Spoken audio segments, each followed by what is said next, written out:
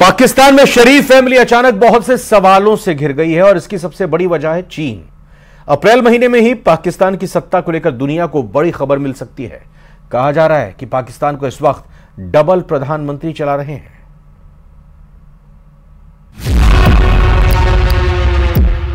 इन तस्वीरों पर अमेरिका की नजर है, इजराइल की नजर है, सऊदी अरब की नजर है और उत्तर कोरिया की भी नजर है।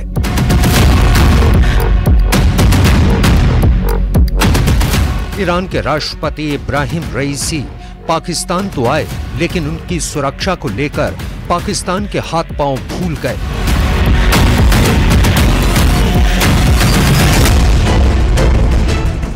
ईरान के राष्ट्रपति के दौरे की वजह से सड़कों पर नाकेबंदी देखी।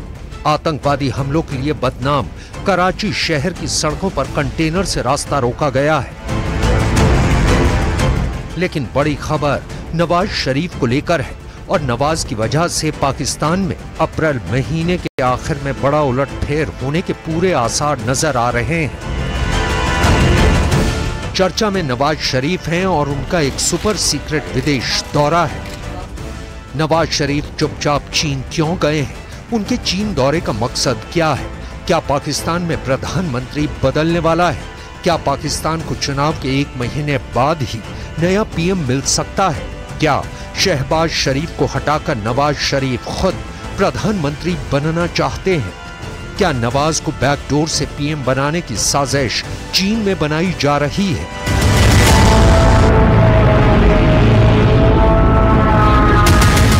नवाज शरीफ बहुत ही खामोशी से चीन के 5 दिन के दौरे पर चले गए। ना सरकार ने बताया, ना पार्टी ने। नवाज शरीफ की ऐसी खुफिया मूवमेंट को लेकर पाकिस्तान ही नहीं, पूरा दक्षिण एशिया एक्टिव हो गया है। सबको मालूम है कि चाहे शहबाज शरीफ हो या फिर नवाज शरीफ या फिर जनरल आसिम मुनीर, ये तीनों ऐसे पावर सेंटर हैं जिनके ऑक्सीजन चैम्बर का बटन बीजिंग में शी जिनपिंग के हाथों में है। शी जिनपिंग जिसे पावर देना चाहेंगे, उसके चैम्बर में ऑक्सीजन गैस चालू हो जाएगी। इसे ही पाकिस्तान में चाइनीज ऑर्डर कहा जाता है। ऐसे में चीन पाकिस्तान की सत्ता और रावलपिंडी हेडक्वार्टर पर अपना कब्जा बनाए रखता है। इसलिए सवाल उठ रहे हैं कि नवाज शरीफ को बीजिंग एक खास मकसद से बुलाया गया है और इस विदेश दौरे का नतीजा ये होगा कि शहबाज शरीफ को प्रधानमंत्री पद से हटा दिया जाएगा और नवाज को बैठा दिया जाएगा।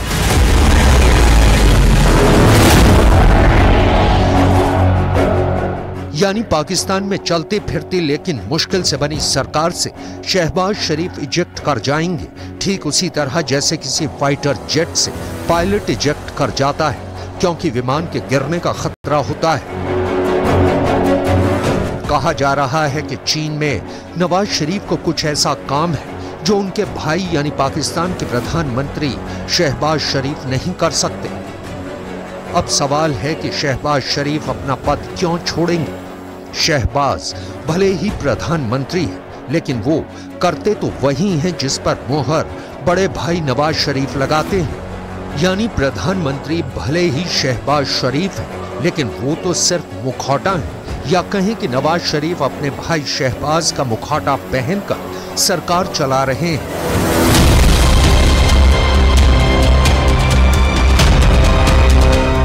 नवाज शरीफ के इस दौरे को सुपर सीक्रेट रखा गया।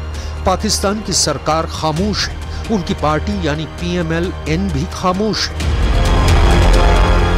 सेना को देखकर भी सब कुछ नॉर्मल लग रहा है, जबकि पाकिस्तान में सेना का जोर चलता है और पाकिस्तान की सेना चीन के कंट्रोल में रहती है। लेकिन सबको हैरत है शहबाज शरीफ को देखकर, क्योंकि वो भी इस दौरे को दुनिया की नजर से दूर रखना चाहते हैं। ये बात साफ हो चुकी है। कहा जा रहा है कि इस दौरे का मकसद मेडिकल चेकअप है। नवाज शरीफ चीन की कुछ कंपनियों के साथ मीटिंग करेंगे। ये वो कंपनियां हैं जो पाकिस्तान में काम करना चाहती हैं या कर रही हैं। इस दौरे पर नवाज शरीफ के साथ विदेश मंत्री इसहाक डार है और साथ में नवासा जुनैद सफदर जो मरियम नवाज का बेटा है। मरियम नवाज पाकिस्तान के पंजाब प्रांत की मुख्यमंत्री है, यानी दौरा कुछ कुछ फैमिली अफेयर जैसा ही है। और विदेश मंत्री का साथ होना बताता है कि इसमें सरकार का भी तड़का है। पाकिस्तान की पॉलिटिक्स इस वक्त उलझी हुई है। इमरान खान पहले ही जेल में है और उनकी पॉलिटिक्स को सेना ने पूरी तरह खत्म करने की कोशिश जारी रखी हुई है। अभी नवाज के मेडिकल चेकअप की बात की जा रही है। वो इस बार चीन जा रहे हैं। इससे पहले नवाज शरीफ इलाज के लिए लंदन जाते रहे हैं। 2019 से 2023 के बीच वो लंदन में ही थे, लेकिन अब अचानक चीन का दौरा, और वो भी ऐसे कि किसी को पता न चले। ये बड़ा सवाल बनता जा रहा है।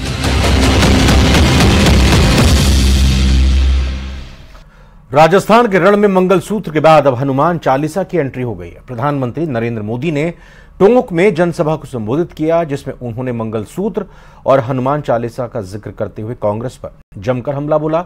पीएम ने कांग्रेस पर क्या कुछ कहा, इस रिपोर्ट में आपको दिखाते हैं।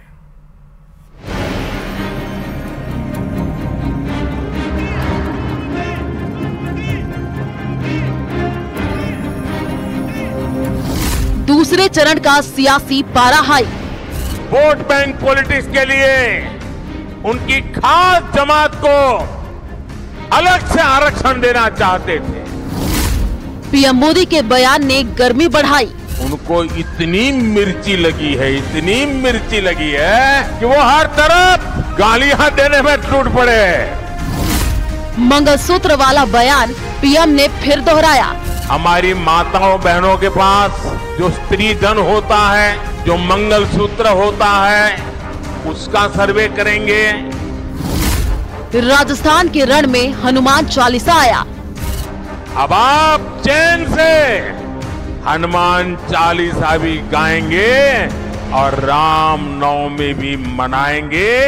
ये भाजपा की गारंटी है।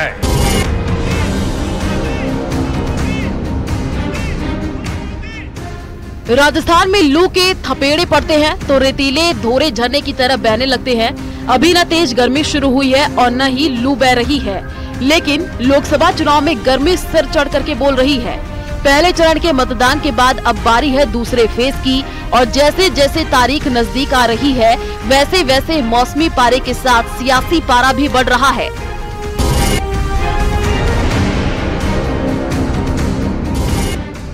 दूसरे चरण के चुनाव प्रचार में अब बीजेपी और जान झोंकती नजर आ रही है। वहीं कांग्रेस पर पीएम मोदी के हमले और भी तीखे होते जा रहे हैं। टोंक में जनसभा को संबोधित करते हुए पीएम मोदी ने एक बार फिर कांग्रेस के घोषणा पत्र पर निशाना साधा है और अपने मंगलसूत्र वाले बयान को दोहराया। उन्होंने मैनिफेस्टो में तो लिखा है कि आपकी संपत्ति का सर्वे करेंगे। हमारी माताओं बहनों के पास जो स्त्री धन होता है, जो मंगलसूत्र होता है, उसका सर्वे करेंगे। और फिर उनके नेता ने तो भाषण में कहा एक्सरे किया जाएगा, एक्सरे किया जाएगा। मतलब आपके घर में अगर बाजरे के अंदर डिब्बे में भी कुछ रखा है तो वो भी एक्सरे करके खोजा जाएगा। आपको बता दें, 2 दिन पहले बांसवाड़ा में पीएम मोदी ने कांग्रेस के घोषणा पत्र पर जोरदार हमला किया था और इसी का जिक्र करते हुए उन्होंने टोंक में कहा कि मैनिफेस्टो का मुद्दा उठाने पर कांग्रेस को मिर्ची लग रही है और गठबंधन में भगदड़ मची हुई है। अभी परसों जब मैं राजस्थान आया था तो मेरा एक 1.5 मिनट का भाषण, 90 सेकंड का भाषण, और मैंने कुछ सत्य देश के सामने रखा और पूरी कांग्रेस और इंडी गठबंधन में ऐसी भगदड़ मची है, ऐसी भगदड़ मची है। 2-3 दिन पहले मैंने कांग्रेस की इस वोट बैंक की राजनीति, तुष्टीकरण की राजनीति का पर्दाफाश किया था। इससे कांग्रेस और उसको सिस्टम में उनको इतनी मिर्ची लगी है, इतनी मिर्ची लगी है कि वो हर तरफ गालियां देने में टूट पड़े। कांग्रेस पर हमलों की बौछार करते हुए पीएम मोदी यही नहीं रुके। उन्होंने कांग्रेस पर लोगों की आस्था का अपमान करने का आरोप लगाया। अपने भाषण में पीएम मोदी ने कर्नाटक का जिक्र किया और कहा कि कांग्रेस राज में हनुमान चालीसा सुनना भी गुनाह है। इसी कांग्रेस पार्टी ने तुष्टीकरण के लिए मालपुरा, करौली, छबड़ा, टोंक, जोधपुर को दंगों की आग में झोंक दिया था। झोंक दिया था कि नहीं झोंक दिया था? झोंक दिया था कि नहीं झोंक दिया था? क्या ऐसे लोगों को माफ करोगे? अब भाजपा सरकार आने के बाद किसी की हिम्मत नहीं है कि आपकी आस्था पर सवाल उठा दे। अब आप चैन से हनुमान चालीसा भी गाएंगे और राम नवमी भी मनाएंगे, ये भाजपा की गारंटी है। 26 अप्रैल को राजस्थान की बाकी 13 सीटों पर मतदान होने हैं और अगले 1-2 दिन में चुनाव प्रचार और भी तेज होगा। अब देखना ये होगा कि पीएम मोदी के इस बयान पर कितनी सियासत होती है। Bureau report, news 18। और प्रियंका गांधी ने पीएम मोदी के मंगलसूत्र वाले बयान पर पलटवार किया है। बेंगलुरु में प्रियंका गांधी ने कहा कि मेरी मां ने इस देश के लिए अपना मंगलसूत्र कुर्बान किया है। कैसी कैसी बहकी बहकी बातें। पिछले 2 दिनों में अब ये शुरू हुआ है कि कांग्रेस पार्टी चाहती है कि आपके मंगलसूत्र और आपका सोना आपसे छीन ले। 70 सालों से ये देश स्वतंत्र है। 55 सालों के लिए कांग्रेस की सरकार रही है। किसी ने आपसे सोना छीना, आपके मंगलसूत्र छीने? इंदिरा गांधी ने अपना सोना, जब जंग हुई थी, अपना सोना देश को दिया। मेरी मां का मंगलसूत्र इस देश को कुर्बान हुआ है। कंगना रनौत से एक्सक्लूसिव बातचीत न्यूज़ 18 राजस्थान ने की है और इस दौरान कंगना रनौत बोली हैं, जनता का सैलाब उमड़ा है, जोधपुर की जनता का जोश हाई है। जोधपुर में कंगना रनौत ने दरअसल रोड शो किया। गजेंद्र सिंह शेखावत के समर्थन में ये रोड शो किया। कैमरामैन समीर से कहूंगा कि वो नजारा बताए जहां लगातार लोगों का समर्थन जुटाने के लिए बड़ी संख्या में लोग यहां पहुंचे हैं। कंगना के द्वारा पुष्प वर्षा की जा रही है।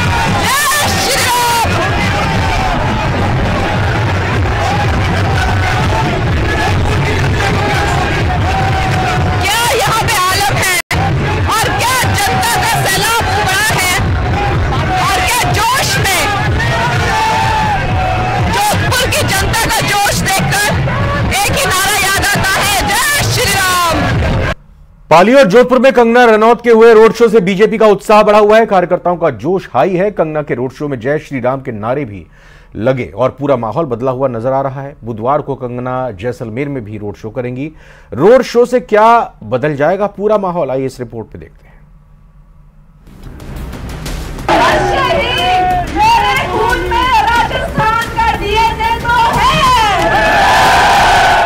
अभिनेत्री कंगना रनौत, बीजेपी की दिग्गज नेता और स्टार प्रचारक, अब रेगिस्तान में भी तूफानी प्रचार कर रही हैं। ये तस्वीर पाली के रोड शो की है, जिसमें भारी भीड़ भी उमड़ी। कंगना को देखने के लिए बीजेपी कार्यकर्ताओं में भी होड़ मच गई। स्थानीय जनता भी घरों से बाहर निकलकर कंगना को देखने पहुंची। वहीं कंगना भी पूरे सियासी अंदाज में नजर आई। कंगना की जुबान पर पीपी चौधरी के लिए समर्थन और कांग्रेस के लिए तीखे बयान थे। कंगना का सियासी प्रहार राजस्थान के डीएनए से शुरू हुआ और चरित्रहीनता से होते हुए क्षत्रिय की चुनौती तक पहुंच गया। जब मुंबई में आपकी बहन के खिलाफ कांग्रेस की गुटबंदी ने मेरा चरित्र हरण किया, मेरा चीर हरण किया, मुझे गलत बातें बोली, तो मैंने एक क्षत्रिय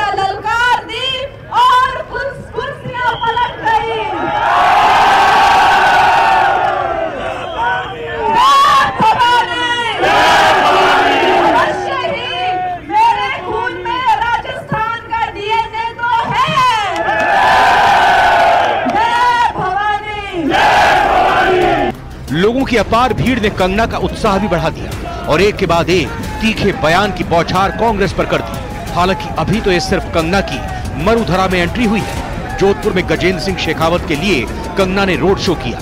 रोड शो को लेकर जोधपुर में भी खासा उत्साह दिखा। वहीं कंगना रनौत के रोड शो में जय श्री राम के नारे भी लग रहे थे। इस दौरान बीजेपी के कार्यकर्ताओं का जोश भी हाई नजर आ रहा था। जय श्री राम, जय जय श्री राम, जय श्री राम।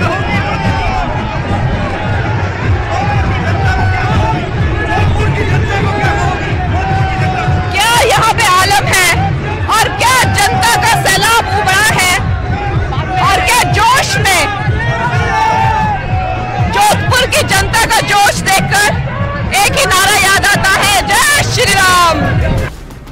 अब कंगना दूसरे चरण के प्रचार अभियान के आखिरी दिन बाड़मेर लोकसभा सीट पर आपको प्रचार करती नजर आएंगी। जैसलमेर में कंगना बीजेपी प्रत्याशी कैलाश चौधरी के समर्थन में रोड शो करेंगी। कहा जा रहा है कि कंगना के आने से बीजेपी को मजबूती मिल रही है। इसी के चलते कंगना के लगातार रोड शो भी हो रहे हैं। Bureau report, news 18 Rajasthan. और फिलहाल एक छोटे से ब्रेक का वक्त हुआ, लौट कर आते हैं और खबरों के साथ।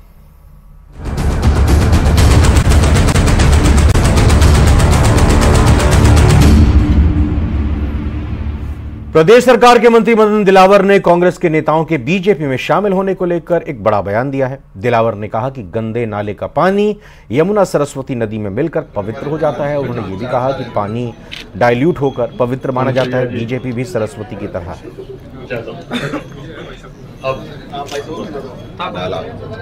जब सरस्वती में नदी में या यमुना नदी में मिल जाता है तो इतना डाइल्यूट हो जाता है कि पवित्र ही माना जाता है। देखो,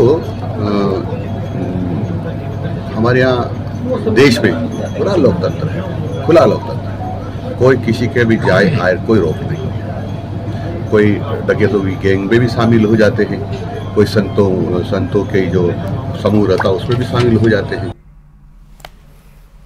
बीजेपी में दूसरे दलों के नेताओं की ज्वाइनिंग का सिलसिला अब भी जारी है। मंत्री राज्यवर्धन सिंह राठौड़ की मौजूदगी में कांग्रेस नगर परिषद के उपसभापति खींव सिंह, पार्षद देवी सिंह समेत 11 दिग्गजों ने भाजपा ज्वाइन की है। इससे पहले जैसलमेर पहुंचने पर राज्यवर्धन सिंह राठौड़ का बीजेपी कार्यकर्ताओं ने जोरदार स्वागत किया। कैबिनेट मंत्री कर्नल राज्यवर्धन सिंह राठौड़ ने मीडिया से मुखातिब होते हुए कहा कि जनता राष्ट्र और विकास के नाम पर वोट करने का मन बना चुकी है। साथ ही उन्होंने प्रदेश की सभी सीटें जीतने का दावा किया है। देखिए, पिछले 10 साल के अंदर राजस्थान की जनता ने खास तौर से एक बहुत बड़ा अंतर देखा है। 5 साल का कांग्रेस का कुशासन देखा है, जिसको झेला है राजस्थान की जनता ने। जहां दुष्कर्म फैला, जहां पे लूट मची, पेपर लीक हुआ, हर तरह का नुकसान राजस्थान को झेलना पड़ा। और वहीं दूसरी तरफ प्रधानमंत्री मोदी जी के 10 साल देखे, जिसके अंदर लगातार देश का विकास हो रहा है, देश का पैसा घर घर पहुंच रहा है। गुजरात के राजकोट से शुरू हुआ राजपूत समाज का रोष अब राजस्थान में भी सुनाई दे रहा है। श्री राजपूत करणी सेना ने बीजेपी प्रत्याशी पुरुषोत्तम रूपाला के बयान की निंदा की है। सवाई माधोपुर पहुंचे महिपाल सिंह मकराना ने वोट के बहिष्कार की बात भी कही। मकराना ने कहा कि राजपूत समाज बीजेपी का प्रमुख वोटर है, इसमें राजपूतों की अनदेखी ये शपथ लेता है पुरुषोत्तम रूपाला के द्वारा और चित्तौड़गढ़ में हुई घटना के खिलाफ सरकार जो बीजेपी को हराएगा हम उसके समर्थन में खड़े, चाहे वो बसपा हो, चाहे सपा हो, चाहे कांग्रेस हो, चाहे जनता दल, चाहे लोक दल, कोई सा भी दल।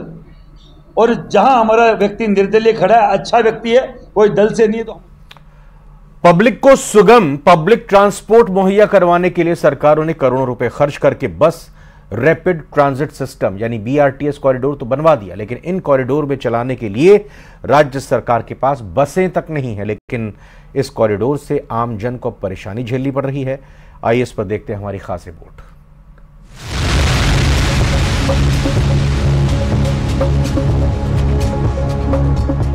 वैसे पिंक सिटी में लोग एक नहीं कई समस्याओं से जूझ रही हैं। इनमें एक नई समस्या BRTS कॉरिडोर बन गया है। इस कॉरिडोर पर चलाने के लिए सरकार के पास बसें ही नहीं है।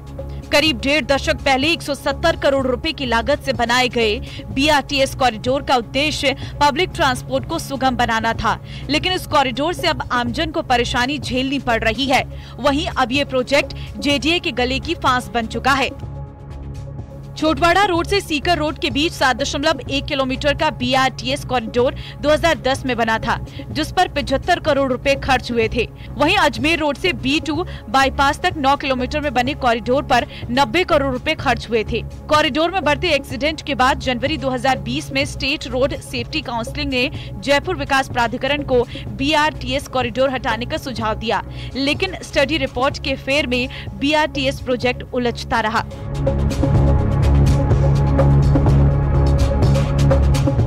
राजधानी जयपुर की जनसंख्या की बात करें तो ये 40 लाख से अधिक है और पब्लिक ट्रांसपोर्ट के नाम पर शहरी सरकार के पास महज 200 छोटी बड़ी लो फ्लोर बसें हैं। कहने को जयपुर मेट्रो भी है, लेकिन वो भी शहर के एक हिस्से के लिए सिमट कर रह गई है।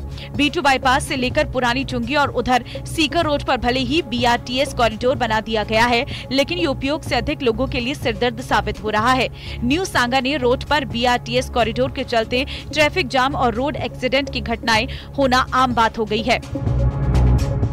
BRTS जिस तरह से यूटिलाइज हो रहा है उसमें जो ट्रबल पॉइंट्स हैं, मतलब टेम्परेरी अरेंजमेंट्स हम कैसे कर सकते हैं कि उसका इफेक्टिव यूज हो, उसके बारे में चर्चा हुई और एक एक्सपर्ट एजेंसी को उसमें हायर करके हम BRTS पर जो कॉल अभी हमारा मेट्रो का नया फेज आ रहा है उससे रिलेटेड हमें क्या सॉल्यूशंस देने हैं, उसमें इसकी यूटिलिटी, इसको एग्जिस्टिंग वे में रखने की फिजिबिलिटी कितनी रहेगी। राजधानी जयपुर में कई बार इस कॉरिडोर का हटाने की चर्चा हो चुकी है। वहीं अब एक बार फिर जयपुर विकास प्राधिकरण रिपोर्ट तैयार करवा रहा है। वहीं कॉरिडोर की स्टडी के बाद निर्णय लिया जाएगा कि इस कॉरिडोर को हटाया जाए या फिर और किसी उपयोग में इसे लिया जाए। न्यूज़ 18 राजस्थान के लिए रोशन शर्मा की रिपोर्ट। राजस्थान के महात्मा गांधी अंग्रेजी माध्यम स्कूल में प्रवेश की प्रक्रिया शुरू होने जा रही है और लंबे इंतजार के बाद महात्मा गांधी अंग्रेजी माध्यम स्कूलों में रिक्त सीटों पर प्रवेश की प्रक्रिया का शेड्यूल जारी कर दिया गया है। प्रदेश भर के महात्मा गांधी अंग्रेजी माध्यम स्कूलों में प्रवेश की प्रक्रिया 6 मई से शुरू होने जा रही है और 7 मई से अभिभावक संबंधित स्कूलों में प्रवेश हेतु आवेदन जमा करा सकेंगे। 7 मई से 12 मई तक आवेदन जमा कराए जा सकेंगे। वहीं 13 मई को प्रवेश हेतु स्कूलों में आए आवेदनों की सूची और कक्षावार रिक्त पदों की सूचना स्कूल नोटिस बोर्ड पर चस्पा करेंगे। वहीं 14 मई को आए हुए आवेदनों की लॉटरी निकाली जाएगी, जिसके बाद चयनित छात्रों के अभिभावकों को 16 मई से स्कूलों में रिपोर्ट करेंगे। प्रवेश की प्रक्रिया को पूरा करना होगा ताकि 1 जुलाई से नए सत्र की शुरुआत हो सके। शिक्षा निदेशक आशीष मोदी ने सभी स्कूलों के प्राचार्यों को निर्देशित किया है कि आवेदन से पहले रिक्त सीटों की सूचना का ज्यादा से ज्यादा प्रचार प्रसार करें ताकि ज्यादा से ज्यादा आवेदन जमा हो सके।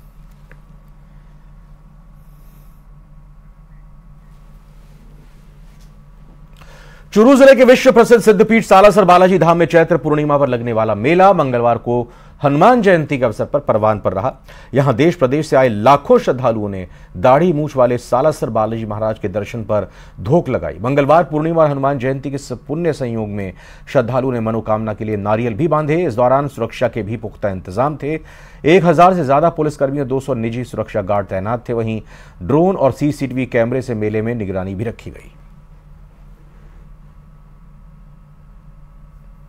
आज रात्रि बालाजी महाराज के 2 बजे बालाजी महाराज के दर्शन आम श्रद्धालुओं के लिए खोल दिए गए थे।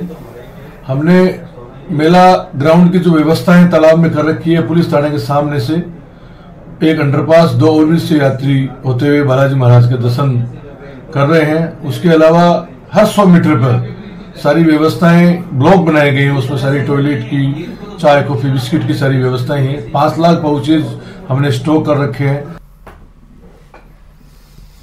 हिंडौन सिटी से बड़ी खबर आ रही है, जहां पर दूल्हे की बहन ने आत्महत्या कर ली है। भाई की बारात निकल रही थी, बारात की निकासी हो रही थी, उसी दौरान दूल्हे की बहन ने जीवन लीला समाप्त कर ली है। परिजन युवती भावना जाटव को लेकर जिला अस्पताल पहुंचे हैं। चिकित्सकों ने भावना जाटव को मृत घोषित कर दिया है। नई मंडी थाना पुलिस ने शव को मोर्चरी में रखवाया। हिंडौन सिटी के रेवई गांव के बिहारी का पूरा की यह घटना है। तो हिंडौन सिटी से एक दुखद खबर, शादी की तैयारी हो रही थी, दूल्हे की बहन ने इसी दौरान आत्महत्या कर ली। भाई की बारात की निकासी हो रही थी, उसी दौरान दूल्हे की बहन ने जीवन लीला समाप्त कर ली है।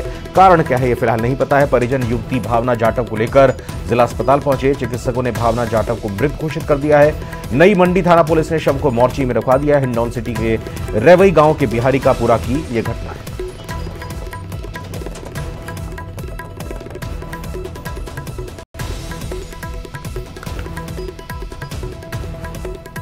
तो खुशी का मौका मातम में तब्दील हो गया। एक दूल्हे की शादी हो रही थी, उसकी बहन ने आत्महत्या कर ली। बारात निकल रही थी और उसी दौरान पता चला कि बहन ने आत्महत्या कर ली है।